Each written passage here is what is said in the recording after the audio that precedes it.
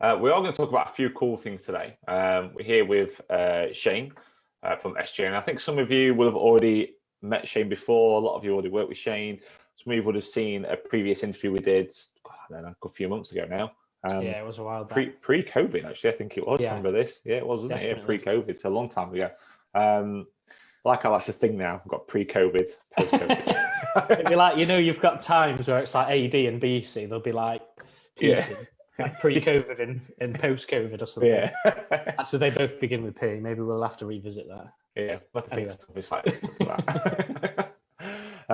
Cool. So we're here with Shane today. We're going to chat about a couple of different things. We're probably going to touch on nutrition at some point, being that's actually Shane's business. So probably good to talk about that. But one of the things we want to really talk about today actually is to do with actually running a business and running a business through the kind of turbulent times that we're in at the moment. And I think Shane's got quite a unique perspective on that with the type of business that he runs, which we'll talk about in just a second anyway. But before we do that, as we go through this, if anyone's got any questions whatsoever, they want to ask anything, they want to, whether it's about what we're talking about now, whether it's about nutrition or anything else, or anything you've always wanted to ask Shane, like, for example, the benefits of pineapple. If you want to ask Shane about anything to do with that, please do ask away in the comments. Yeah, no comment on that one. Just ask away in the comments. I've got it open in front of me now, so I can try and pull up your questions as they come in. But hopefully you can see us okay. Hopefully you can hear us all okay. And we'll get started now. So first of all, if anyone has never met you before, Shane, do you want to just tell us who you are? Yeah, definitely. So I'm the owner of a company called SGN Nutrition. And we basically work with thousands of people all over the world, basically handling their nutrition and educate them so that, we get to a point where they've got their own they can make their own informed decisions to when it comes to nutrition, so that sorts them out for the rest of their life. That's in it, there's loads more to it than that. But if we were to summarize it in like a small paragraph, we educate people across the world so that they can make their own informed decisions about nutrition that therefore helps them for the rest of their lives. Now we do help, a lot of people ask us to, we've actually had a request this week. A PT's got like a 14-day launch coming up and they want to get some cracking results for their clients in 14 days. And, we're not adverse to helping with those situations, but as long as it's like, on the agreement that it's a stepping stone to what we're integrally about, which is the long-term success for clients. So as long as, it's a stepping stone for that, we're more than happy to help on both of the short-term, medium-term and the long-term success of clients as well. But with us, we're just a little bit fed up of the nutrition industry, as many people are. And it's all about shakes and pills and potions and meal plans and blah, blah, blah. And it's ridiculous. So if we could use our, hopefully would agree, we've got some sort of level of knowledge on the area of nutrition. You put that to really good use and help people for the rest of their lives or at least decades to come, as a priority, rather than this quick fix, like conveyor belt of clients, like get them in, get them a result, get them out, get them in, get them, and like, just because you've got I don't care about the six pack of the client that generates testimonials for companies. If that happens, fantastic, that's great news. But like, as long as they can leave the program and they know what they're doing for forever, ideally, and inspiring their kids to do the same and their auntie and uncle and friends and blah, blah, blah, then that's what we're focused on really solely. Which again, that in itself we have some interesting conversations with PTs that just want the quick fix stuff. But anyway. Yeah, I can imagine that. I mean, I know before we got into the business thing, I thought it'd be quite interesting to ask actually about this. I know we kind of talked about it a few weeks ago when we last met up. And it'd be interesting to hear your thoughts on what you actually think is the biggest issue in the nutrition side of the fitness industry at the moment. I know it's not really what we're talking about today, but it'd be an interesting topic to talk about. It's a difficult one because I think there's a whole myriad of angles you could take that, because if you look at it from the client's perspective, you could have a client that's like got loads of expendable income and money's not the thing at all. So they're just like, I want to work one-to-one with somebody and I really want to be coached by the best in the world and do it that way. Obviously, that opens a lot of doors for them to be able to get the best services that you can possibly offer. Whereas other people might be, in a completely, have completely different demographics and And we've worked with people before where it's like, you know, we're firmly in this mentality that, you know, you need to have a relentless problem solving mentality to overcome all of your little nutri hurdles or large nutri hurdles. And some people are genuinely in a lose-lose situation as well. So you've got people that are, you know, because they've lost their job, they're living on food banks at the minute. And then you have people that don't have a car and like they have to walk past literally like 20 takeaways to get to the supermarket. And it's like a 2-mile walk with the kids because it's like, well, what do you expect people to do? It's like, you're really, you know, they're in a difficult position massively already. And again, it's not unsolvable, but we just have to respect people's personal circumstances. Now, that's from the client's perspective, and I could go into another 20 other variables there. 200 variables, I don't know. But what from our side of the industry, as in our Fit Pro world, forget about the clients, like from our services and how we operate. I think the quick fix mentality is a big thing. It's not astronomical. To be fair, we don't get a massive proportion of PTs that are just like, we do 21-day ab programs that can help us, and that's it. We don't want anything else. It's like we don't, you know, generally PTs care about long-term success of their clients. Like, it's really for business, isn't it?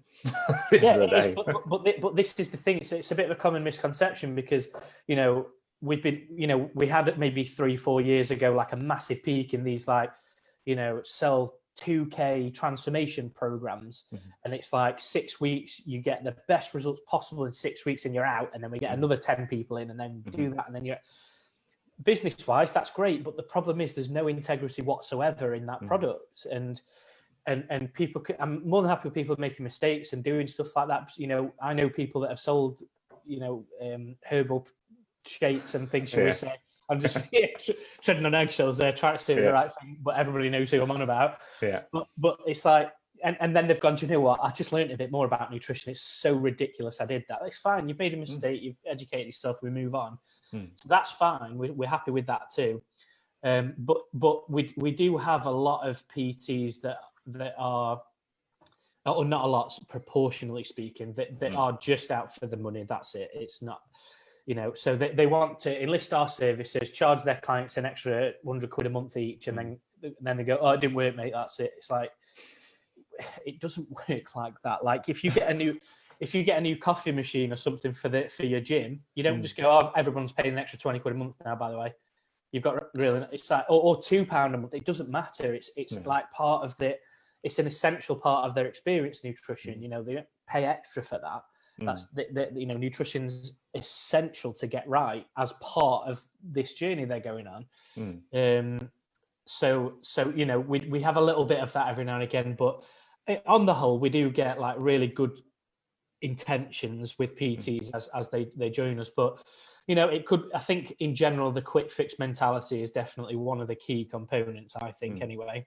And then secondly, not having enough respect for the area of nutrition as well, which I don't want to sound in any way that I'm like, you know, on a high horse somewhere, because I'm absolutely not. But I really do think that's a genuine part of the problem, because, you know, PTs get qualified, they go out and they work with clients, they've got 3 or 4 years experience, amazing. And then they think, oh, what do I do with my nutrition? I'll take care of that myself. It's like, I would never dream of being a nutritionist and setting up a gym in Chesterfield and then going, I'll just take care of the training myself. What do you mean you'll just take care of it yourself? I've no concept of training in any way, instruction programs, client safety, like how to progress clients. I've got a bit of an idea, but that's not enough to run a business. You know, you might be able to advise your mate or something. But not like a structured, proper, robust business, you know. So there's a bit of that as well, and a lot of PTs just go, I'll just handle it themselves. And you know, you see them Ash PT / nutritionist. It's like, oh, brilliant, you're both. That's amazing. Like, what's the nutritionist aspect? And there just isn't anything. They're just, you know, it's just like, it's not a protected term, so I can call myself basically. Exactly. So, and there's a bit of that as well. And you know, again, I'm not saying for 1 minute all people don't have the right intentions, because I believe they do, but sometimes you don't know what you don't know. So it's like, you know, if you can listen to 10% of what we've got to say, for example, you'd be like, oh, right, yeah, we need to do it differently. I get it now. You know, clients say, I want to go low carb. It's like some PTs, because they handle it themselves, will go, yeah, that's cool. We'll get you It's like, hold on, why is the client self-prescribing their own solution? Yeah, I always thought that was quite interesting. How can we do that? That's mental. Yeah. How do you know? How does the client know, has no background in nutrition whatsoever? How do they know that they need to do low carb? There could be 50 different options for them. It's just like they might have just read it in a magazine today and go, oh, that sounds good. Yeah, I could do that. Let's try that. And it's like, well, there's other stuff you need to do way before you get to that. So anyway, I'm not going to waffle on. No. But, yeah, so probably the quick fix mentality, and also, you know, just having a bit more of a robust approach to the standards of nutrition in the industry, I think, you know. Cool. That's a good answer. That is a good answer. I get another hour and a half on that. I mean, I know I will move on in a second, but I think I've never heard that analogy before. I never actually thought about it that way. What you said about the PT side of it. And you have like a PT and a nutritionist.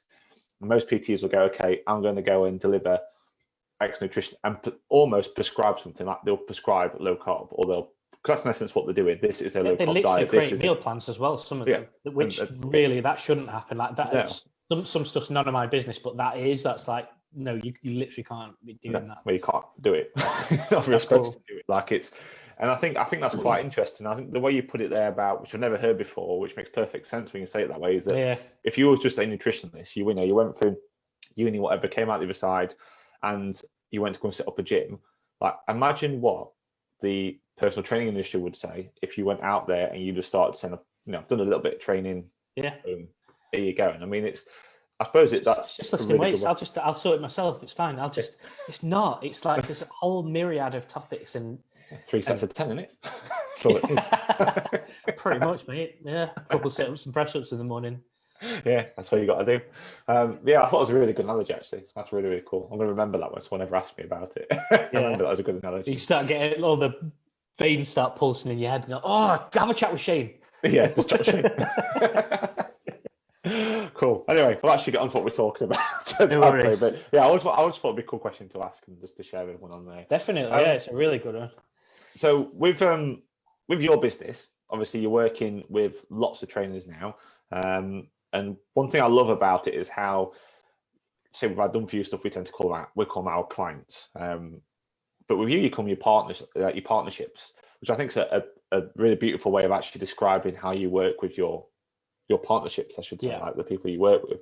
But I think that, to me, that seems to give you a good insight into what's actually happening in the world now in terms of COVID and how that's starting to affect businesses, because you're quite actively involved with them, especially with some of your platinum members, where you actually get involved with their Facebook groups and things like that, and supporting their clients.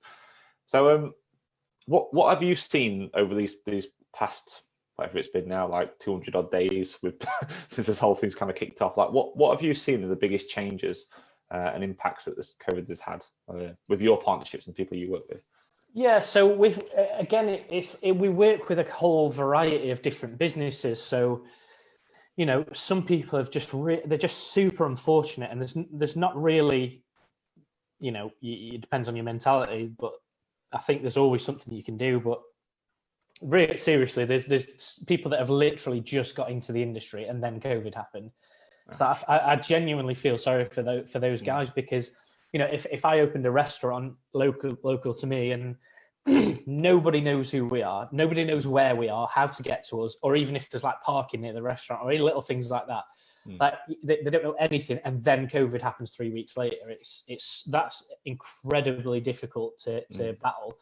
Whereas we've had other companies who are much larger and well-established companies with much larger client bases at the opposite side of the spectrum, and they're like a combination of incredible artists almost at what they do, really ridiculously good PTs and rehab specialists and blah blah blah. But they actually combine that with really good quality astute business prowess as well. So they're in a really good position, because this stuff happens all the time. If you run a business, it doesn't matter whether you're an ice cream man or if you're like running a media company or an ads agency or something. Business is business. You have to factor in things like probably not pandemics, probably not probably not taught on courses, but in actual fact, things like recessions happen all the time. So So if you don't factor that in to begin with anyway, then every 10 years, your business is going to seriously get caught out. And again, like, you know, I would never have thought about stuff like that at all until I started learning about nutrition, as well as, you know, owning a fitness business specifically. And then also on top of that, not just a fitness business, but business principles in general that maybe people who teach fitness business stuff wouldn't cover. You know, it's okay, you sign up with somebody and it's like sales and marketing and how do I get my ad funnels right and this, that, and the other. I'm not saying, you know, they're really important things, but then what about, like, I don't know, like, you know, setting up different bank accounts for tax and stuff, and like, you know, it's like boring. I mean, I think that's one of the biggest things I see with, it's boring stuff, but I see it with all our clients all the time, the conversations I have and I ask certain questions. And obviously we're not a business coach, but we obviously talk about in conversations with our clients, and things like exactly say that, like the tax side of it, just saving money aside for tax, like, is a massive thing. And there are people that don't do that, to me, is incredible.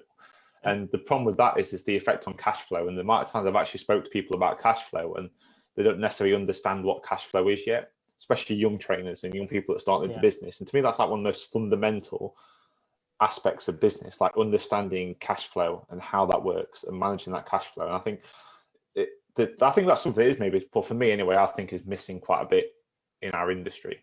Generally speaking, I do. I think what your thoughts are on that. No, I totally agree. We know it's all sales and ads focused and stuff like that. And there's nothing wrong with that. But like, what about the boring stuff like retention and keeping your clients subscribing for longer? It's so boring. It's like, no, I just want to make 100 sales this month. It's like, no, just make 10 sales this month and keep them for 100 months. If that's and then next month you get another 10 clients that stay another, maybe not 100 months, but you know, you get what I'm saying. You know, but again, if even taking steps back from that, it's like, it's all to do with what your company mission is and what you want to create as a company as well.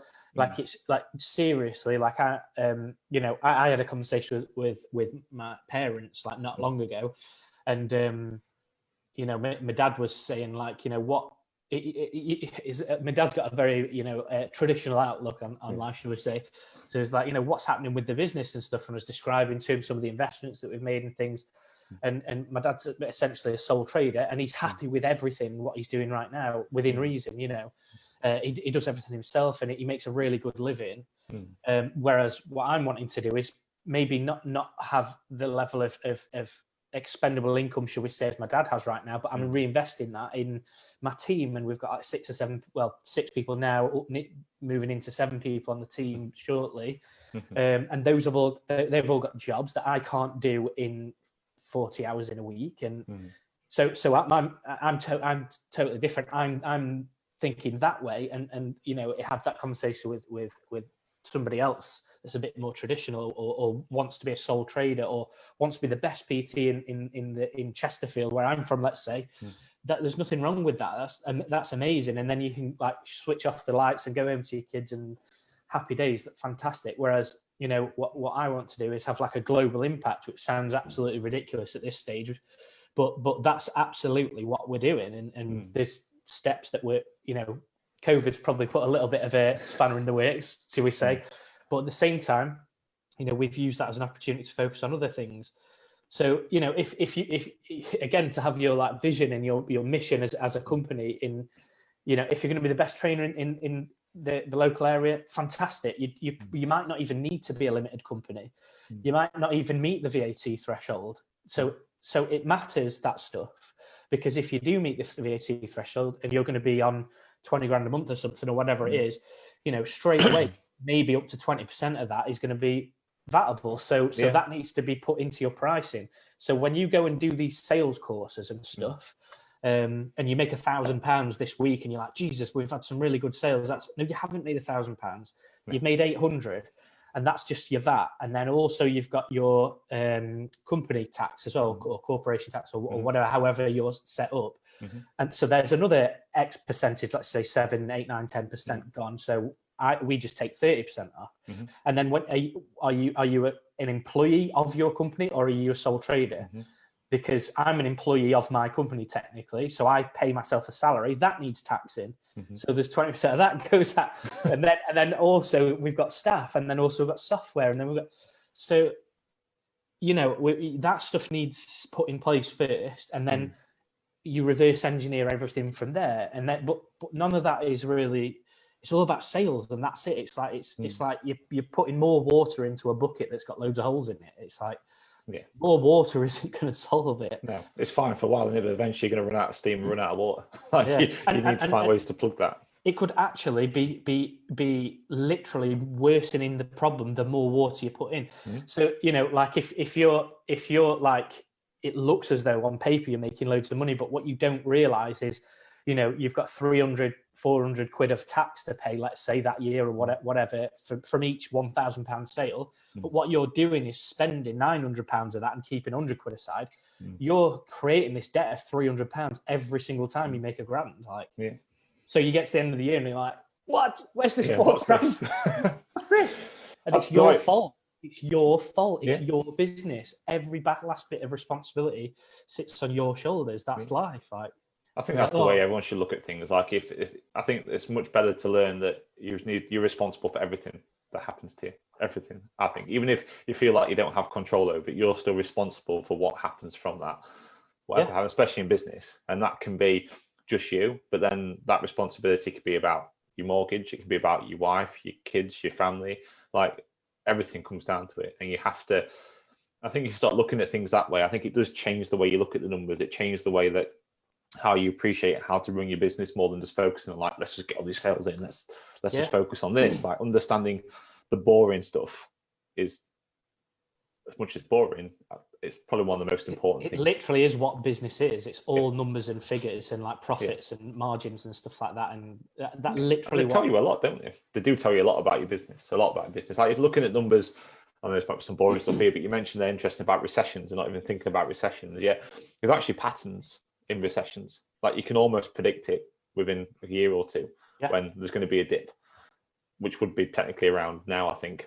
Realistically, it wouldn't be too far off anyway. I totally agree. So we, some of the people that we work with, they were telling me 2 years ago that we don't know. Obviously, nobody really knows for sure, but in and around here, it's like, no, we sort of do. It's probably going to be in and around here. So make sure that you've got your cash flow sort of like what you were on about earlier. If your business closed tomorrow, this is different now saying it now because we're in a zombie apocalypse pandemic thing for businesses. Zombies walking around. But let's say this didn't happen. It was like we were having this chat in January or February or something. If all of your clients left next week for whatever reason, how long would you be able to stay open to solve this problem? And I think we've had this at a lot of PTs. The answer was weeks. That's mental, isn't it? It's crazy. It is, and there's for people that are new to the industry, I totally understand that you've got to have time to be able to get your systems in place and percentages and margins and things in place to do all that. Make your mistakes and get it right. And then you go, okay, we're making 500 or $1,000 or $2,000 or whatever it is per month. And we're going to bank that and keep that for a rainy day. This isn't profit for us. This is security money to buffer the company. And then when you get to 6 months, maybe, let's say, there's no right or wrong answer, but we've always said 6 months is an absolute minimum. And what are your overheads every month? Like if it's $5,000 a month, right? So multiply that by 6. Well, there you go. That's how much you need in your reserves. Like you before you start making profit really for the company. It's not, that is profit, but like don't go out and buy a Ferrari. A big car on it. Yeah. Honestly, with the amount of PTs that we've not recently, but in the past we've worked with, and it's like they have a really good month or two, and it's like they get a new convertible Merc or something, and it's like, it's fine. I honestly, I'm not a judgmental person at all. It's like drawing me in though, and I'm like, I hope you're all right business wise. And those are the guys that cancel straight away. Yeah, it's literally pandemic hits. Who's going to cancel? I wonder if it's it's the guy with the Ferrari or the guy with the all the money saved up in the bank. I think it's such an important. I keep saying to Jade, we're gonna, because I've always wanted a Tesla Model S, like a top of the range. Oh, nice. That's my dream car. But so I'm not going to get that for a decade. We could get it sooner, but it's like that's putting the business at risk. Yeah, that's the difference for what me and Sarah do with ours. Exactly the same thing. We always look at the numbers and we think, people might look at ours sometimes because we do travel quite a lot, but we do it cleverly. Like, we don't do it that expensively. Expensively is that even a word? But we're clever with it, but that has still took, the better part of 10 years of all different stuff coming together, like multiple businesses and things like that, to allow us to do that. If you go back even 3-4 years, we could never dream of doing it ever. Yeah. Like, everything was saved up, money was put aside, the stress, the hassle, the priorities were different. Like, we knew that if we do this now, it will allow us to do this in the future. And it's you have to get the balance right, but it's not.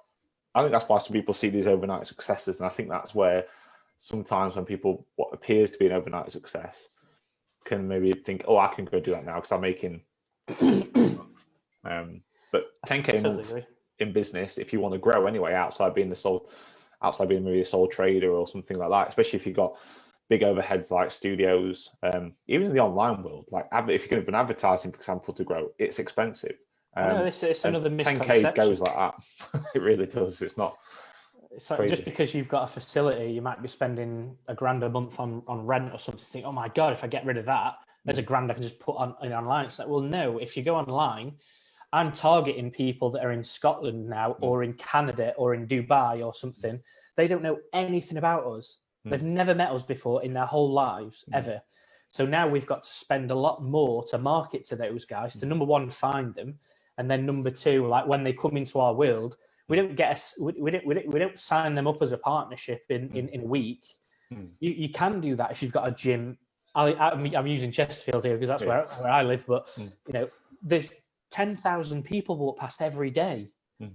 So they know you. They know you. They like what you do. Maybe they've looked at you on Facebook already. They trust you because it's like, well, it's a proper gym. Like, you can see it. It's like, it's not just whereas in the online world, you speak to like Jeff in Dubai, and it's like, are you just some Russian guy sat in an attic somewhere harvesting people's deeds? How do I know that so you've got all this time to build trust up, and because it takes a lot longer, it costs more to do that.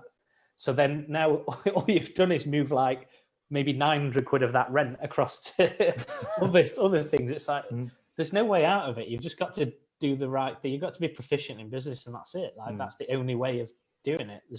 It might be a bit easier for certain things online, but it's more difficult in other areas, and vice versa. There's no, like, you get everything you want. You don't get your cake and eat it just because you're online. So no. I've learned that the hard way as well. I'm literally, I'm like, I've got no overheads. This is easy. I'm like, yeah, but you've also got no clients coming in. Nobody knows who you are, and it's like you need to be posting every day for the next 3 years solid. I'm like, what's he on about? Yeah, I mean, I think either way you learn, don't you? Like, you either invest time or you invest money, but either way it's costing. Whichever way you look at it, one of it's going into it, especially when it comes to online. I totally agree. Anyway. I know we do this stuff on tangents all the time. We do this every single time. Yeah. Just thinking about, you mentioned an interesting thing earlier about when we first talked, which was not about the nutrition side, and you mentioned about the longevity of working with people like this. There's so much emphasis now on the quick fix because it seems like the easier sell. And I think in some respect you can do it that way when like you mentioned earlier, do a small, but then actually move them on to something that's longevity after, as long as it's a stepping stone. I think it can be done quite ethically if it's a stepping stone to something else, as long as it's not like, here's a magic pill type thing.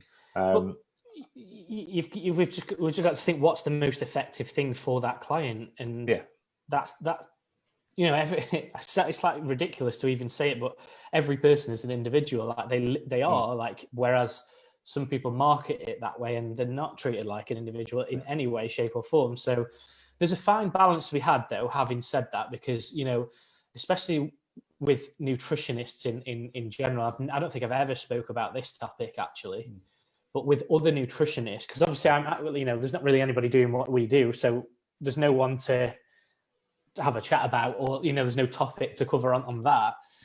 But obviously there's thousands of nutritionists being qualified every year, probably in across the UK, graduating just like I did, and straight away they come out of their course, and because their course at uni has taught them, even at the International Olympic Committee, I studied there, and obviously you're working with athletes, so it's a meal plan. You need to create a meal plan for them. And don't get me wrong, for athletes, you definitely do, because they don't give a shit about like what happens in 10 years. They've got to get a gold medal at the Olympics in 1.5 years exactly, and the time's ticking. So so that's fine. There's nothing wrong with that whatsoever. There's a purpose for that shorter term strategy. Or, you know, in the past, I've worked with like junior champion boxers and things like that, and they've got to make weight for a certain title fight and things. And it's in 12 weeks, we need to drop this much per week to get there. How do we construct the nutrition in order to facilitate that? So that stuff's fine. Whereas, you know, we have like, you know, Janet from Scotland or something with 4 kids drawing on the walls all day and stuff. And it's like, she's got all that to contend with. And you know, she's had 4 kids, so she's got the baby weights never shifted and things like that. These are all really common things. But, you know, she hates fruit and veg and stuff. Like, we need to work around that. But somebody else absolutely loves it. Like, but they just, you know, maybe can't get to the gym or something. They've got a different problem. And like, you know, it just needs to be tailored for each individual person. And that doesn't, even then, this is where our thing comes in. It doesn't, you don't still, because they're an individual doesn't mean everybody needs an individual meal plan. That's not how it should work.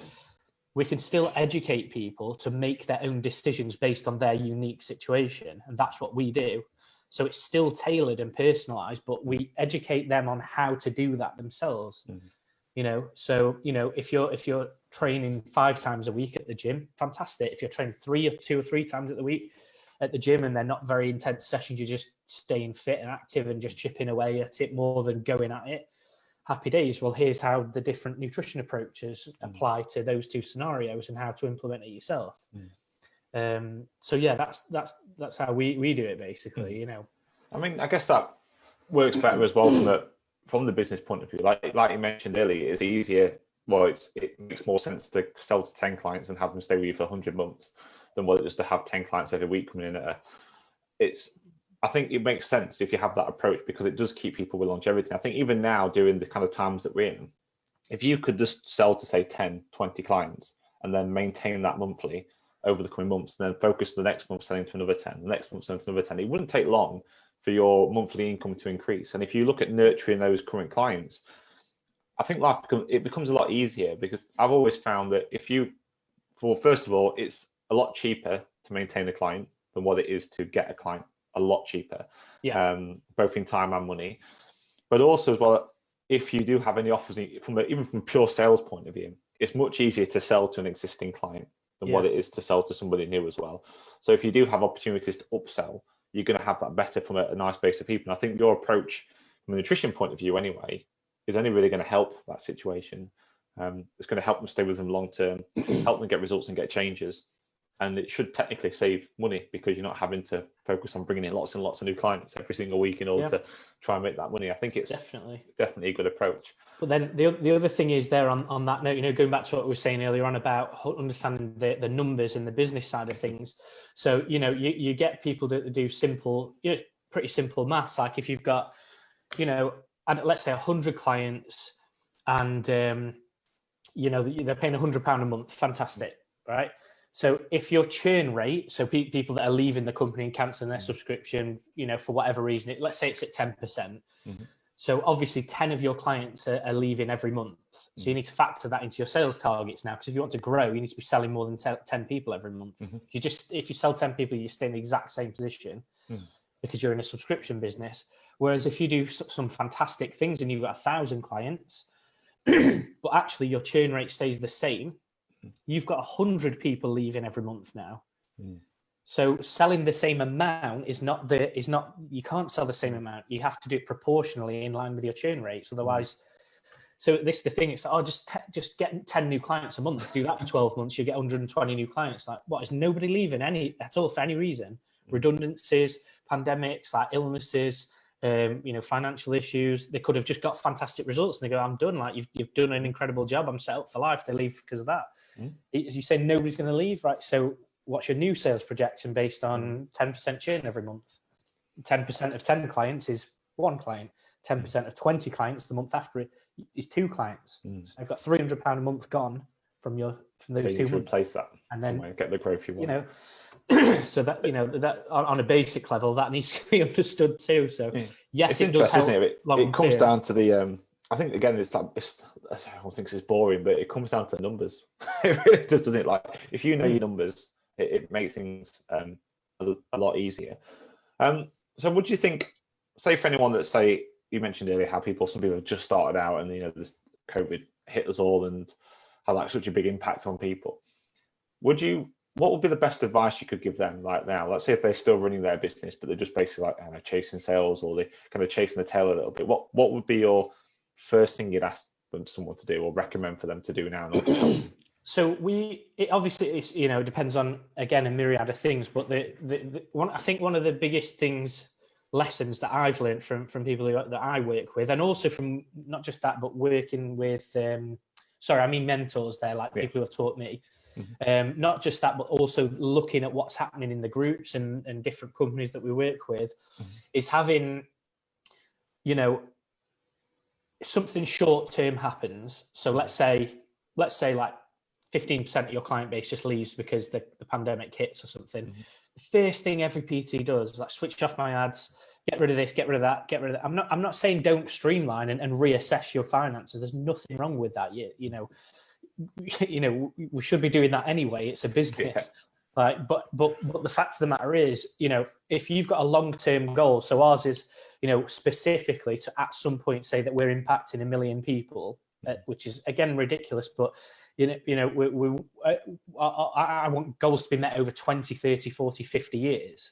So we've got time, like happy days, like let's work it out and reverse engineer that. Like, so if the pandemic hits and the companies, it's hit, you know, we were hit relatively bad because obviously we work with gym owners and a lot of gym owners, their clients cancelled. But we've got the business set up so that it's we can buffer stuff. You know, if we've got a bit of a financial impact, that's what that 6, 7, 8 months of cash flow in the bank was for, that we spoke about. So we did that already. So that's helped. And then also, you know, what did we do with our ads, for example? Like everybody else is switching off their marketing and going, that's a saving that can be had, that's a saving that can be had. And in actual fact, you know, not in all circumstances, but you sort of have to do the opposite of what everybody else is doing. And that's what a lot of business people do. You know, that's what we did. We actually never used to run ads until this happened, and we ran ads because no one else was doing it. And our prices went down. So we've done the same. I'm going to have a look at the percentages. But we've definitely had more people getting in touch with us for the same ad spend. So what we did is we just added another 50% onto the ad spend. Like happy days. So we've got an increase in ad spend anyway, plus the other 50% in spend. So we actually spent more on ads in that period. Excuse me. So we've had our list grow and grow, our Facebook groups grow and grow. And also at the same time, we still had the financial impact. So it's like a mental game where you're like, oh, should we? It's so tempting to switch it off and just save that spend. But we're a long-term thinking company. I don't really care what happens this month or even over the next 6 months. I do care, but not massively. You know, we've got long-term goals. So, you know, a bit like a client's weight loss journey. You know, we've had clients where close relatives have passed away and they've just said, do you know what? I don't want the gym. I don't want nutrition. I don't care right now. I just need to mentally. So that on a graph on that week or that month, they might absolutely lose their mind because it's like, I've put so much weight. I put like 6 pounds on in that time because I was comfort eating and not going to the gym and doing other things. Over the year, it literally just goes like that. And then there's a little blip and then goes down again. Yeah. So again, it's the same with business. Like you have stuff like this happens. Pandemic's totally different. Obviously, there's nobody that can really account for that. Yeah, I couldn't have predicted it really, but it can predict things happen. That's the thing, isn't it? You have to predict things happen. That's what I think these buffers give you. And I guess as well, buffers, if you like, or having like a bit of working capital left over to support your cash flow. To me, I think if you've got that, it almost gives you that confidence to think, actually, no, I can invest a bit more here. I think when you then have that and you understand the numbers, it then gives you that confidence to go, actually, I should really trust in these numbers because generally speaking, they're right. Yeah, definitely. And it goes back to, so, you know, when you originally asked the question there, like, some of our clients are brand new to the industry and they just had to cancel straight away, and that's it. It is what it is, right? And then we get other people that have got 200 and odd clients, and they're sat there going, all right, the gym's shut, we've got locked down, but what do we do business wise now? You can't make any more sales because people, you might be able to do some over the phone or something, or pre-sell them for when lockdown ends or something, you know. Fair enough, but let's just assume that you can't really do too much more than you're already doing on that.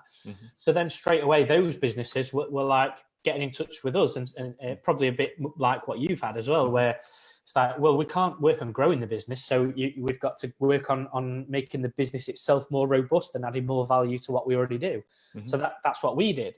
Like, so well, additional sales isn't a massive focus right now. What we want to do is focus on retention and reducing churn. So what we did was, with our programs, we literally more than doubled the support and value that clients get on our gold support, for example. So straight away, like in all our groups, everybody could see clear as day, like, we understand that every business needs as much help as physically possible right now. For no additional cost, we're going to give you double the value for this. It's never going to go up. Like, that's what we're going to do for you.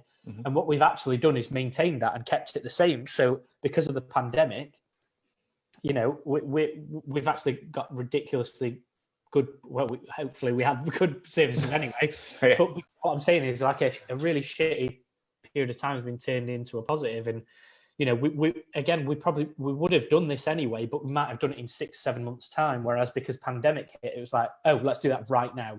Let's give as much value and support. And then also we gave loads of stuff away for free as well. So we've got, like, you know, over 1,000 people in our free group on you know, PTs and gym owners, etc. And we literally invited them to our group calls that we have with our clients, and just said, look, you need just as much, but just because you're not a client of ours, we still want to help you. You might not get it every week like our clients get, but we want to invite you once a month, let's say, or every couple of weeks or whatever. And we shared the link in our free group as well. Get everybody jump on, you know, happy days. So, you know, we had maybe 60-70 different PTs on those, and then each one of them might have an average of 50 clients. It's like, brilliant, we can still help thousands of people in a time when people need the most help. So like, you use this as a positive. There's so many things you can do to, like, you know, yes, it's a business, but, you know, just think about what your clients are going through. Like, we knew the businesses we were working with, they need twice as much help right now. Brilliant, we'll double your services then, that's fine. There's no worries, we get it. We want you to stay with us, of course, for business purposes, but at the same time, we want our partnerships to last for as long as possible, for 2 years, 3 years, and many of them have. So, and then the like I said, the bigger businesses were like, cool, like, we were going to invest in your systems anyway. We may as well do it now, because we're not operating the gym. We've got loads of free time. We've shut.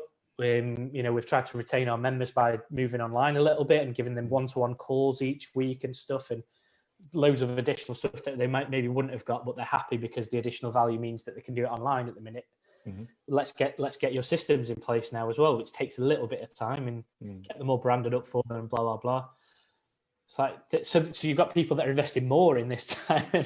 Well, at the exact same time, other businesses that maybe haven't been run as well, you know, the car guys, just like, I've got to get rid of all my expenses. It's like, well, yeah, you do, because you've got, you know, for 4-year lease on a mentality as well, isn't it? Sometimes, like, I guess it does depend on how your business is growing. Like, my dad's, I think I mentioned before, my family's always been involved in business. Like, I was introduced into it at quite a young age, and I learned a lot. But literally, when I was like 14-year-old, I knew more about cash flow than what I did about algebra. Like, it was ridiculous, like, to be honest with you. But that was all down to my dad and what he did. And he always used to say the thing, like, he saw a lot of people he knew make fast money sometimes because it was all the salespeople, like selling.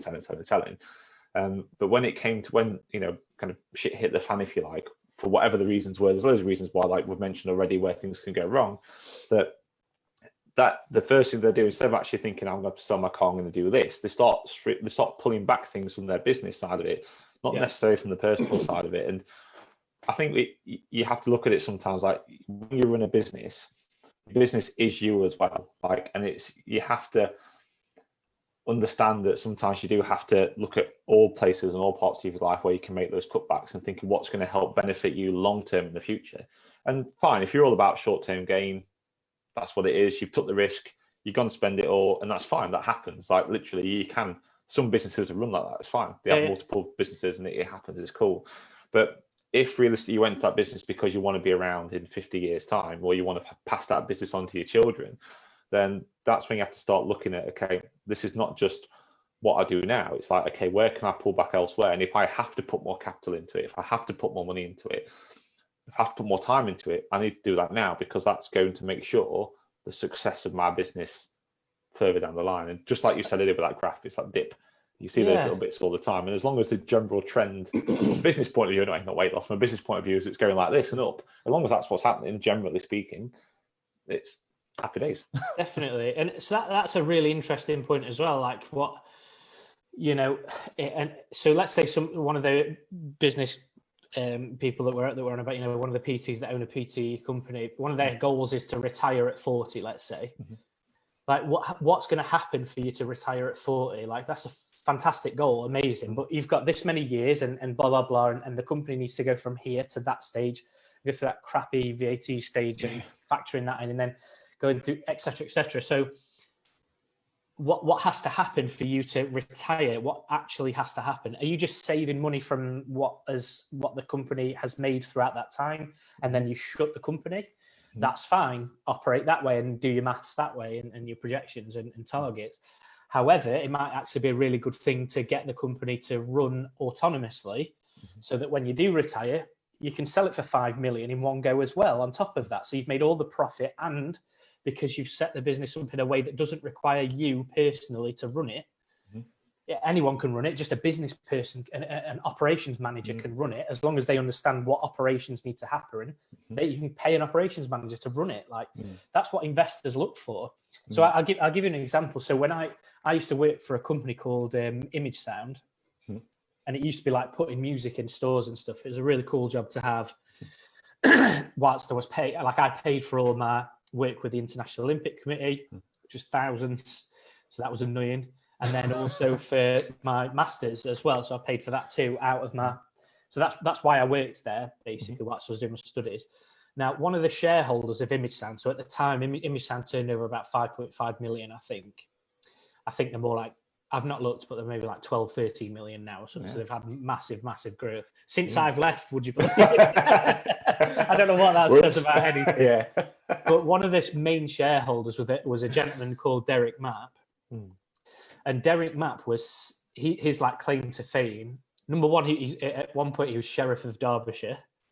But, you know, I don't know what even that is, but there's a picture of him like on some like, sheriffs anymore. Mahogany stairs somewhere with his sword and shield or something. And then, but the actual thing that he did in the business was, you know, the Toby Carver is. I don't know the exact dates and stuff, but let's say in the 90s, he was like the spearhead of setting all the Toby Carvers up across the UK. Right. So what he did that and then, you know, left. But the idea is, it's like, and this is why it's so critical to have your targets in place and what you actually want to create with the company. Because if I want to sell my company right now, it's not ready. I don't think it might be relatively close, but I don't think we're fully ready for an investor to go, I love your company, I'm going to buy it. And they know nothing about nutrition. They're just an investor.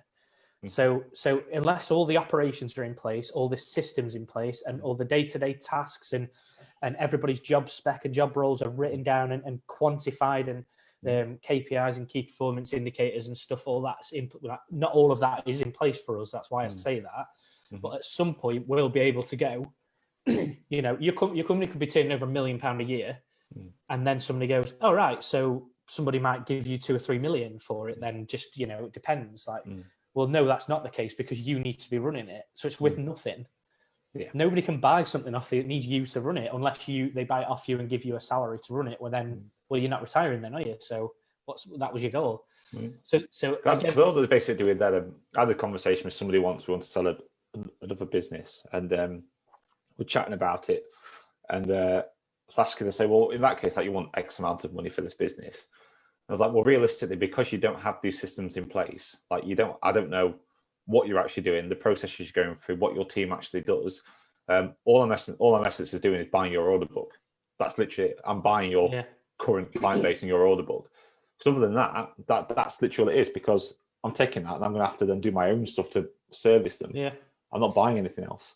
So the value there goes from like whatever it was to literally a lot less, to the point where, well, I'm not going to invest in this now because this is what I mean. Can't invest in it. I've thought about this already. I've just pitched myself, like, I know it sounds super morbid, but like, you know, when I die, right, like just not here anymore. But seriously, if we've got, so, you know, we're going to have the Fit Pro side of things. You know, who knows what happens over decades and decades? It might look completely different.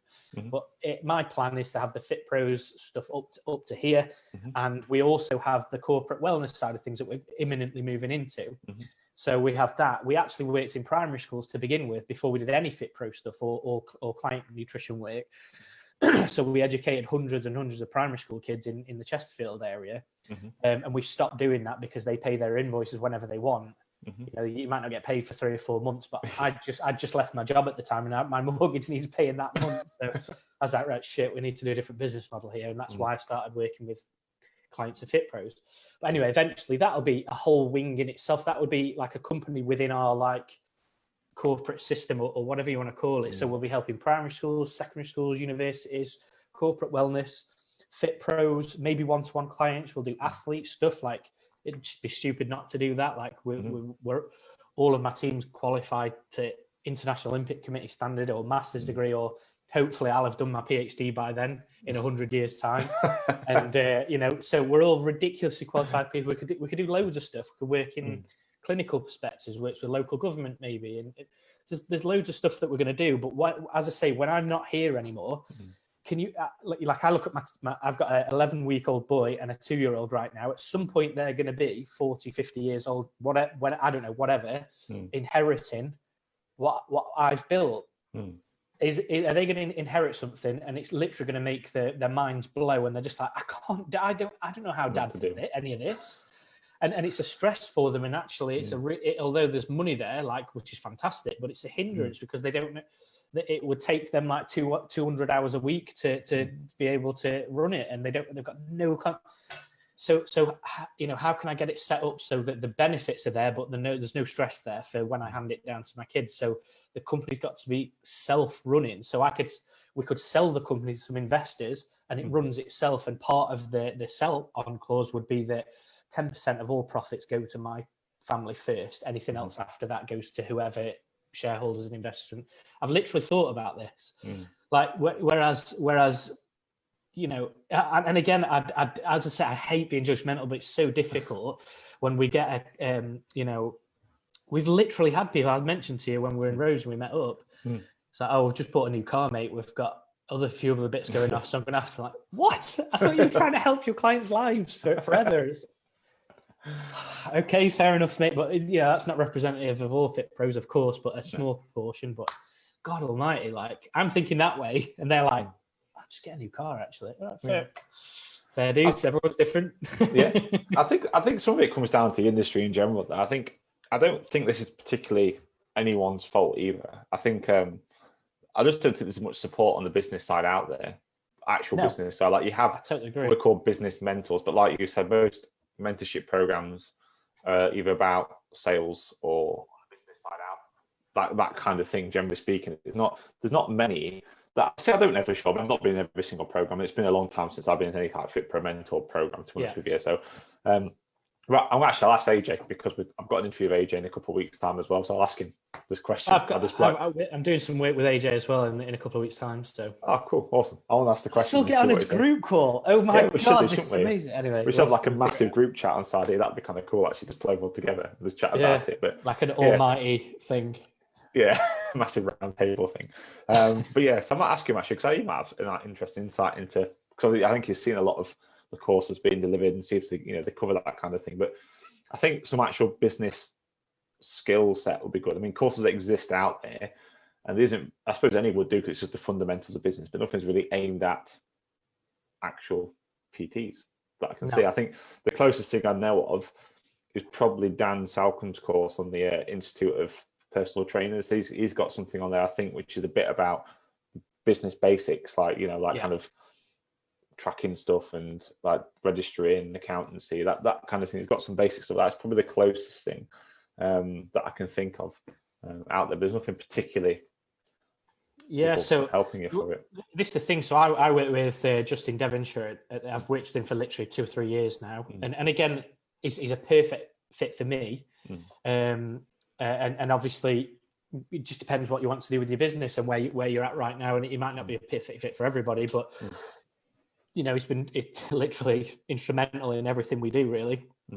But even Justin has his limitations because he's more of a Fit Pro aspect and how those types of businesses are run, and so I have another mentor who's actually a business partner now over the last couple of months, but he's mentored me because he was literally head of HR for Starbucks in the north, so he was tasked with literally being in charge of thousands and thousands of employees across the whole world, and so you've got it's nothing to do with PTs or gyms or like membership models and it's a completely different thing, and he also has a 9-figure business in South Africa, so it's like the completely different, it's just unadulterated mindset around business and business principles and fundamentals and growth strategies business wise with Yassine, whereas with Justin it's the same but on a bit of a smaller scale, appropriate to where I am right now and the next exact step that we're going to do, and also appropriate to Fit Pros. So again, I've got a really beautiful balance between unadulterated business and unadulterated Fit Pro business.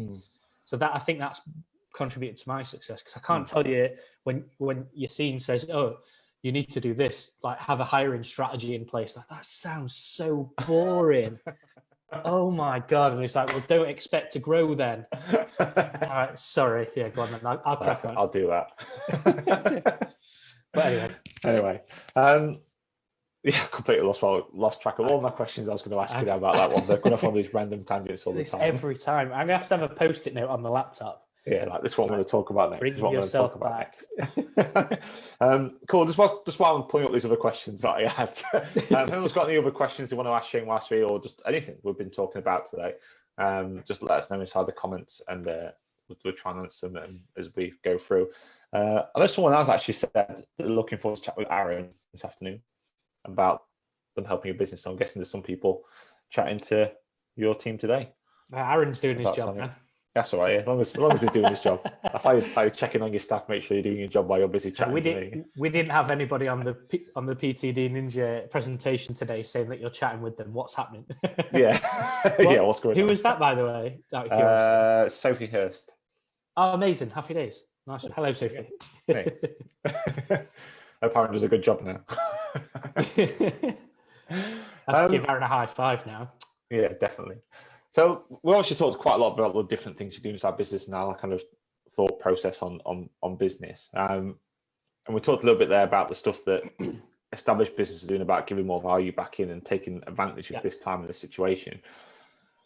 For new businesses, so people that have just started during this time, obviously there's a lot they can take away from what we just talked about there about how to, yes, you have to get money and sales in, but also need to look at the other systems and stuff in place and take time to do the boring stuff that you don't necessarily like. And obviously, if you don't know about those things, it's worth kind of trying to find out more about them. And there are resources around. I know I've just said there's not many mentors and stuff around that I know of that do that, but there are some resources around there outside of the fitness industry.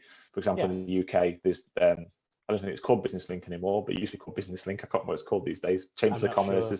There's those kind of things like that around to try and help people with just the fundamentals of business. So it's always worth getting involved with those things to try and help out on it. There's loads of stuff. Yeah, loads and loads of stuff around us to just have a Google, try and find something that's obviously relative to wherever you are in the world as well. Also funding as well, by the way. So but one of the things that I'm doing at the minute is switching my PhD from nutrition focused to focused on a nutrition business and doing it through the business school instead. So that way I'm getting all the benefits of the business school and the health and wellbeing side of things. So the only problem is I'm funded to do it right now through the scholarship funding that I've got. But if I want to transfer across, I have to fund it, which is fine. But what the reason why I say this is because I've actually literally this week been having a chat with my accountant about different research and design funding things that are out there that honestly, there's like thousands, like you'd have to have a full-time job just to know about them all. Yeah. And I did a quick Google, and we can hopefully be able to fund my PhD through research and design grants that the government offer. Yeah, and there's good tax rebates on that as well. Yeah, exactly. So like 150% rebate, I think, isn't it, or something silly like that on. Something silly like that. 200 and odd %. 200, which is really interesting. Yeah. But Anyway, you know, as long as it's covered, I'm happy. And it's just, you know, so what I'm saying is there's loads of stuff out there, whatever resource it is, whether it's learning more or financially, you can get grants and bursaries, you can get loans. If you've got the bounce back loan from the COVID situation, you could use that. That's like ridiculously low APR or whatever it is, you know, interest on it and stuff. Anyway. Yeah. another tangent.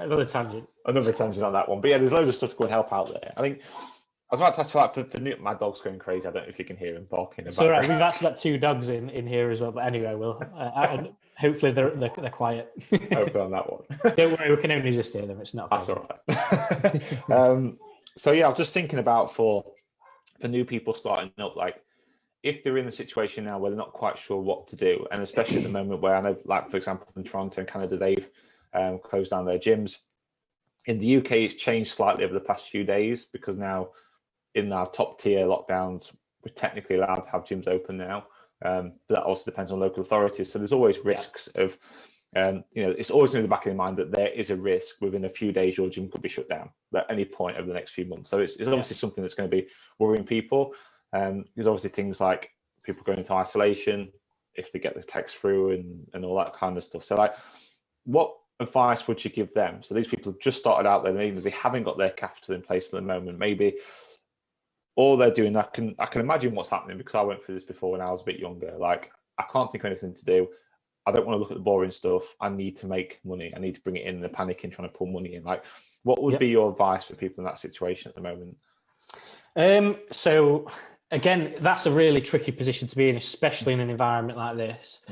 However, you know, unfortunately, if you're just starting out, I think that you know, you're just going to have to do all the work yourself if you've not got any investment or savings or anything like that, which I didn't. I literally had, I can't remember what it was, like 300 quid in my account or something. I left my job and we just bought a house.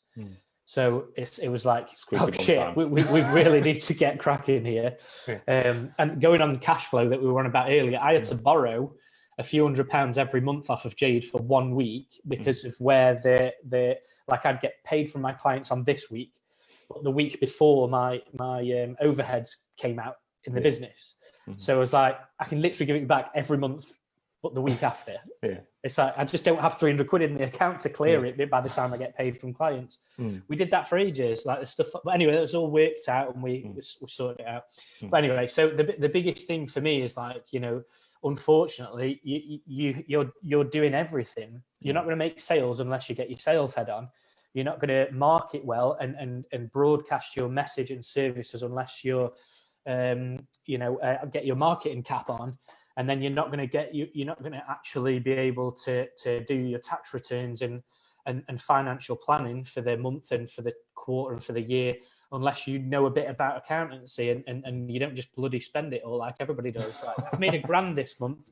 No, you haven't. You haven't made £1,000. You've probably made 600 or 700 quid. If you're a sole trader, maybe a bit more. Like, but anyway, so you know, and then there's the other now you've got your technician jobs to do. You've got your client calls to do or workouts to do with your clients. You've got to do your cleaning and stuff like clean the gym down if you're working in a unit or something, or if you're online, you've got your software to update or whatever it is. And then on top of that, you know, you've got 1,000,001 people reaching out. Oh, can I just have this freebie? Can I have that? Can we do a joint venture? Can we do a partnership? I own a nail salon down the road. If they do really well on your thing, could you offer them 50% discount on this for us and we could do a partner? Like, what do I even, where do we even start? Like, so for me, it's about having really clear-cut planning in place every single week on specifically what you want to achieve. If it's 2 sales a week, brilliant. How specifically are you going to do that? And you break that down into actionable tasks so that you're not just hoping and just going, I'll just put some Facebook posts out. It's like, okay, so what posts and when and where? and on what topics and why those topics. Like, so for us, we know that some people don't know anything about us, and we respect that. So we put an offer in the group, and none of them guys take it. I don't know who you are. So we put posts up to let people know who we are and what we do. And then the next topic of post might be, now that you know who we are, and we're like hopefully trustworthy people within the industry, that you don't have to worry about us, like, are we appropriate for you? And we make it very clear. If you want to do the nutrition yourself, you do not sign up with us. Go and do a degree. Go and sign up with somebody else in the industry that you can learn how to do it yourself. It's not who we are. So we polarize whoever is in our group as well. So they might leave and say, this is for us. Perfect. Whoever's left are the people that we need to be speaking to. And then on top of that, we might give freebies away, and we might give like this is an exact case study of what one of our clients did and how the results we got and how we got it. Blah, blah, blah. And then later on, there's a little offer. Oh, by the way, just to let you know, if everything we spoke about this week is interesting to you, have a chat with Aaron. Aaron's our partnership manager. Send him a direct message on Facebook. Here's how to do that. Or if you want to fill out a form and we give you a call and book in a call that way, that's fine too. Just let us know. So what I'm saying is, if you want to make the sales initially, you can't just fingers crossed it. It doesn't work like that, especially now, because people are more conscious of what they spend on. So people have cancelled gym memberships. It doesn't mean that if you're not going into the online world right now, that you might get 20 online clients in your first week. So they're like, my gym's shut. I can't go bloody anywhere and train. Like, maybe you're in the US somewhere. One of your states is in proper full-on lockdown. I don't know, but people are like, I just need to work out online for now. Like, who is there out there? And if nobody's doing it and they're just furloughing themselves and just like chilling and not doing anything, and you're there going, oh, I'll help you out. And people are like, well, I can't just not work out for the next 4 months. Brilliant, I'll sign up with you. You give them a little offer or something, discount or whatever, added value, added whatever it is, happy days. So what I'm saying is that's one example of just sales and specifically how to approach it and not how to just hope for the sale, and the same with your program design. If you're just starting, in actual fact, the actual technician side of things, or whatever you want to call it, so in our company, it would be, what does the nutritionist do in our company? Forget about sales, marketing, finance, and nothing. What does unadulterated just nutritionists do? What's their task? How many check-ins do they do with each client? How do they check in with them? Is it a call? Is it a form? Is it an email? So on and so forth. So everything's very structured, and you know how to get the outcome. So for us, it would be things like results for clients. It could be for the company. It could be retention. So, so it's all, how do we get retention? And you reverse engineer that and go and test it. We can't just go, oh, I'm just going to sell. I'm just going to do it. Just do it. Hustle. Manifest it.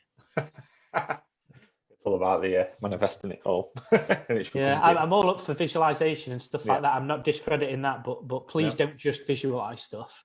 That doesn't do anything. No, I think he said it once before. Anyway. Jim Carrey said it once, didn't he? It's like, you can visualize and manifest whatever you want, but you can't just sit there and eat a sandwich and wait for it. You have to do the work. I manifested today. Can't wait for my results. Happy day. I thought that was quite good for me. Visualize stuff all the time. Like I said, where the company's going to be. Like I said earlier on, if I'm dead, what my kids are going to have to do with the bloody company. I visualize everything, but that's not the thing.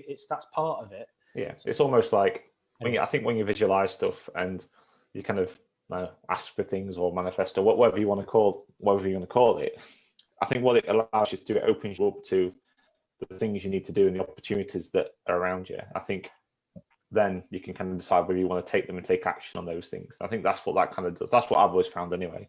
Like I always do it. Like I literally spend a lot of time, like you said, visualizing what I want from, like the way I do it is what I want from my life, and I work backwards from that basically. So all my businesses or whatever, they were all designed to fulfill what I want for my life more than necessarily for my business. But it's just similar sort of thing like you're doing there. Like, what do you want from this? Like, it's got to support your family and kids and stuff. So everything you do works backwards from that, because if it doesn't, it's a pointless thing. You might as well do something else. Yeah, exactly. Yeah, like it's got to be balanced out of it. I think that's quite a cool bit of advice actually about, like, don't just go willy-nilly at it and panic. Like, take the time to step back. Like, panicking doesn't get you anywhere, does it? And I think having a minute just to, I don't actually used to say to it sometimes, you have to know how much shit you're in before you can get out of it. And yeah. Just definitely. taking that time to like look at where you're at now, look at what you then need to do, and like you say, have a methodical system working backwards from what you need to do. Like say, if you want to get 2 sales each week, make a methodical system to get back. I think, I think that's a really cool bit of advice. Actually, it just defines it a bit more clearly. Then even the point, because people are like, what if the system that I use to get that is wrong? That's not the point. Having any system in place is going to be better than you just willy-nilly in it. It's not going to. So if you're getting 20% of the result that you desire, then you think, okay, that worked well. Why? And then maybe you can copy and paste that to other areas and think, oh, they liked it because they love me. Okay, I'll speak about me more on my content then. Yeah. Or you know, there was nothing, and then you put like a ridiculous before and after up or something of, you know, some beautiful client with a 6-pack or something. You think, oh my God, I want to be like that. And you get 20 people inquire. You think, brilliant, testimonials are the thing then. And then so again, it's like, it's not, there's no what, you know, it constantly evolves as well. But one thing I would say is, like, in that environment, there's one thing I'm going to say more. There's loads of things we could say. Could talk about. But I think one really important thing is the way, and I do this now, like not necessarily just when the company started, but even literally every single week now, I'll write down. So I have like all my business stuff.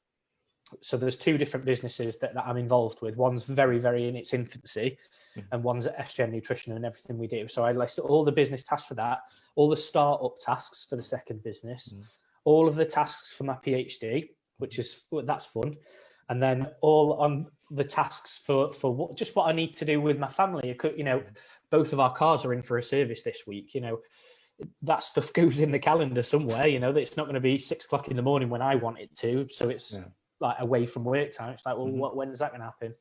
So there's other stuff that needs to happen as well, and then also stuff for you and going for a beer with your dad or something, or watching football or whatever. You know, you're a human being still. That has to go in there somewhere as well. So once you list all the tasks on there, there might be 10 in each thing, let's say, and there's like 5 areas or 6 or whatever. So there's like 50, 60 different tasks you've got to do. So when you're at that stage, you're in mental overwhelm and you're like, I've got so much to do. This is ridiculous. So how do you have a logical task to approach in your 60 tasks next week? And then, so what I do is I put it in a graph. So there's like important stuff and urgent stuff. So there's stuff that's up here that's important and urgent. That gets done first. That gets done on Monday or Tuesday or both or whatever. And then you work your way through the graph, and then the stuff in the bottom left-hand corner, which is not important and not urgent. Why are you doing it at all? Like, just not let people down, but just say, look, I'm not doing that. You know, we do it all the time. We had somebody inquire with us, and it's like, could you do this, that, and the other? It's like, that doesn't fit within our services, no. So unfortunately, we can't do that. That would add stuff to the calendar. We can't do that. We need to add stuff that goes through the systems we've created, so it adds no additional time and helps more people. Otherwise, we're never going to get to 1 million people to help.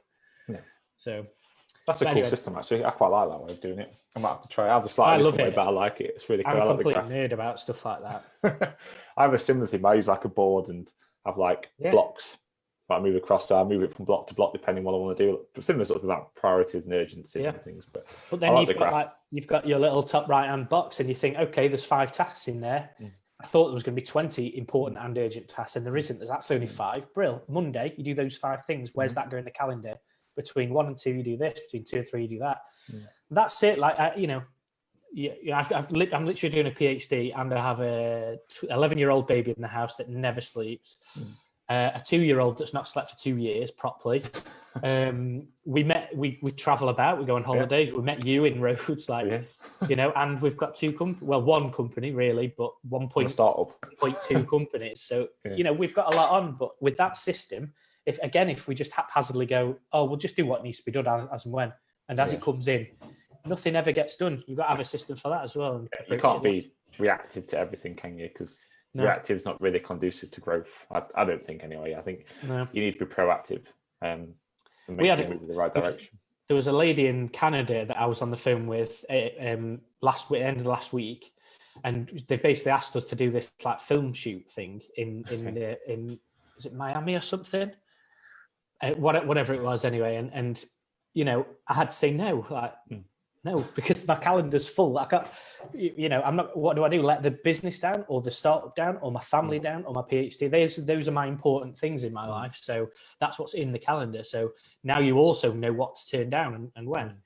Yeah, there's also like plenty of times, like anything, like it's very easy sometimes just to say yes to everything and say yes to like what seems like really good opportunities. And sometimes on the face of things like that, it could sound, oh, this would be cool. And you can't you, like almost talk yourself into doing it.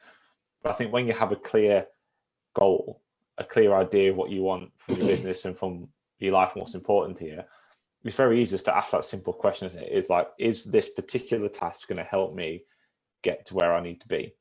And if it's not, then why is it there? It's gone. So no, but you're doing it objectively now. Yeah. Because everybody does stuff subjectively, all this, like, I feel as though we should be making 10 grand a month. So we're going to power through. I'm going to fire myself up and thrash it out. It's like, this is all just emotive language. Yeah. What tasks are you doing? What's your ad spend? How many people do you need through your ads? How many people need to turn up to calls from your ads? What's the average sale? That's what you need to be doing and putting that in the calendar. Nothing wrong with firing yourself up and going for it. There's nothing wrong with that ad, but don't do that, just that, and that's it. No. Yeah, because it just doesn't really get you anywhere, does it? That's fine anyway. It doesn't seem to get you anywhere. No.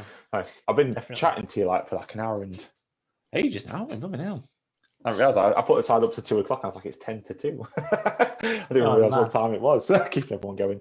Almost a marathon one. Cool. Well, just to finish off then and kind of recap things a little bit, I want to talk a bit more about kind of SGN and what you do with your clients at the moment. And just how you mentioned there about all the different things that a trainer has to do for their business and help it grow, no matter what level you're at. What has sort of SJN been doing? Like, how does SJN help them? Like, what actually do you do? How's it going to help them during this time? So everything that we do all started so I used to work with clients online in a weight loss perspective, and we had like 40, 50 clients. And again, doing it the I do everything way as a sole trader or whatever. And I loved it. But then I've always had this thing of like, the amount of time and money and investment that I've had in education and stuff. Like I want to have a bit more of an impact than just working with 40 people. It's not that I don't care about 40 people, but how do we make that 400,000 people? How do we do that? And then just by chance, a PT reached out and said, could you do us a favor? Could you jump in our group and just be our resident nutritionist and maybe once a week jump on a call or something? I don't know. What's your thoughts? And first thing I said was, how many clients have you got? And they were like, we've got 60. I was like, I'm more than doubling my workload in overnight. I'm like, this ain't going to work. And I thought, you know what? Let's just do it anyway. And if it doesn't work, we don't charge him. We just say, look, it just didn't work, and that's it. That's literally the exact conversation that sparked everything. And working with thousands of people here, obviously not in one go, but progressively from there. So we've realised that the same clients ask the same questions over and over again. How do I work out my macros? How do I work out my calories? What are the different diet types? I don't understand. Why is Lindsay on low carb? Should I be doing that? Or should I be doing low fat? What's intermittent fasting? Is a ketogenic diet good for you? Is this that? There's like a myriad of topics that we've just thought, you know what? These are really common topics. A lot of people ask. So let's put it into a logical order so that they can go through an educational program to understand how to do this themselves, and also what's a bit of a myth, a load of bollocks, and what's really something that you really need to be focused on. And that's what we did with our platinum modules. So that's what's worked for the last 2.5, 3 years-ish, probably, with literally thousands of people across the world right now. And that, if you think of thousands of people asking 10 questions each, right, so that's 10,000 things that we need to do. And if we didn't have the systems in place, and let's say each one of those took 10 minutes each, it's like, right, okay, so we're on 100,000 minutes now to solve these problems for so they, you really have to think of it en masse, what problems have been solved here. So for that PT, it might save them 5 to 10 hours a month or something in stuff to do, because nutrition's a minefield, and at the end of your session you're like sat there half an hour talking about something. It's, look, this is covered in module 1. I'll tag you in it later on when I get back in. All right. No worries. Love the session. Speak to you soon. Right. You just solved that client's problem in 3 seconds instead of 30 minutes. And that's these are part of the bits from the efficiency and business side of things that we help with. And then also that's the system. You can't put everything into a system because there's new research coming out today and tomorrow and last month, and what do we just keep creating modules every week? Like, no, you can't do that either. So what do? You have to have a system that drip feeds bits of content and useful information for them to understand and absorb and as the months go by. And also they might need to ask a bit more personal questions and they really don't understand something, they need to speak to somebody. So we have group calls as well. But again, that's systemized. We don't get on a one-to-one call with our thousands of clients. It's impossible. And also they don't need it. It's not just if it was necessary, we would figure out a way of doing that and build that into the services, but it's not necessary, so how do we do that? So we do group calls, especially with our platinum clients. We have group calls every month, definitely, but every week we at least have like a live stream going in the group so they can interact a bit. And because not everybody wants calls every week, like that's overkill for the majority of people. Once a month, definitely. Like to have a bit of a review and see how you're getting on and have the opportunity to catch up with a team of nutritionists or whatever. So we do that. So what I'm saying is there's the system that takes care of the bulk of the workload time-wise. And then the random stuff that crops up and the learning and the accountability and the checking in, and that can be done through the services, and that takes a bit of time, but even that can be done logically and effectively, so that's like a really, in a nutshell, version of how we do everything. Between those two things, 80-90% of the questions that you get are taken care of, but also anything else is taken care of for you as well through our nutrition team and our infographics that go in the group. And like, I don't need to fall off the wagon just because I've had a latte in Starbucks. Yes, it's 300 calories, but on the grand scheme of things, it's not that big a deal, and this is why. And that's content that's posted into the groups all the time, and they're having these little light bulb moments all the time, and that's happening without the PT doing literally anything. So what can you do in those 10 hours? I'd straight away, if I was getting my business off the floor or fighting against pandemic world, you'd think, okay, can I sell people in half an hour? Probably. Let's do that then. So in 10 hours I could get 20 calls in extra this month. What if I sold 5 of them at £100 a month? Amazing, right? That's it. You've just added £6,000 to your turnover that year. Do that one thing, that 1 month. And that's without selling our services as part of the thing as well. So it's like added value and things, so that we understand how it works for PTs. We understand time is of the essence. We always understand that it's not just about business, but some people just are sick to death of doing everything themselves. They've got a really successful company, hundreds of clients, just want to spend time with the kids at the park, for crying out loud, when they get in from work, or pick them up at 3:30, from school or whatever. We can't just solve all of that, of course, but a definite massive contribution. We can definitely take care of the nutrition related tasks, which takes up so much time, especially if you've got hundreds of clients, So that's how that works in a nutshell when it comes to the nutrition side of things. But it also helps with other things business-wise, like retention, because like we said, we need a bit of time to work with clients on a bit of a long-term basis for them to be helped for decades. That's not going to happen in 6 weeks. So they're going to want to subscribe to you for longer to go through that process. You've got to stay for at least 6 months to get some real impact for decades to come, at least. So cool, should we do this? It's like, yeah, that sounds good. Brilliant. If you've just signed a client that's also going to stay for 10 months, maybe on average now, instead of 3 months. That's a cool service. It's a really cool service. The idea that you could just, in one simple service, you can basically free up time to help you make more sales and spend more time with the stuff that's important to you. I think it does make a big difference. But a reasonable investment. Well, I think it's a reasonable investment anyway. I think we spoke about it a couple of times before, but I don't think you charge enough personally. But there you go. Yeah, it's funny. Both of my business mentors have said the same thing. So we'll do a little. We'll do a tweak at some point, but until then, get in now. 5 foot seal. If fair, all mine tell me the same thing.